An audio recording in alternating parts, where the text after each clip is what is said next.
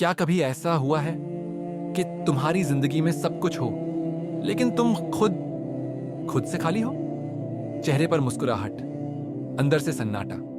लोग कहते हैं तुम कितने लकी हो, और तुम सोचते हो काश वो मेरे अंदर देख पाते। सुबह उठते हो, फोन उठाते हो, नोटिफिकेशंस चेक करते हो, दिन भर बिजी रहते हो, लोगों से मिलते हो, काम करते हो, लेकिन रात को जब सब सो जाते हैं तुम्हारी आंखों से नींद गायब हो जाती है। एक अजीब सी खामोशी, एक बोझ जो लफ्जों में बयान नहीं होता।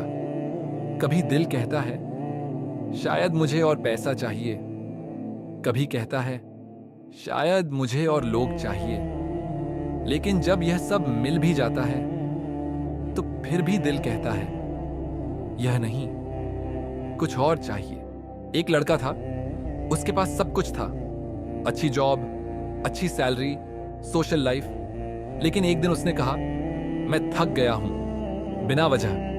यह थकान जिस्म की नहीं थी, यह रूह की थकान थी।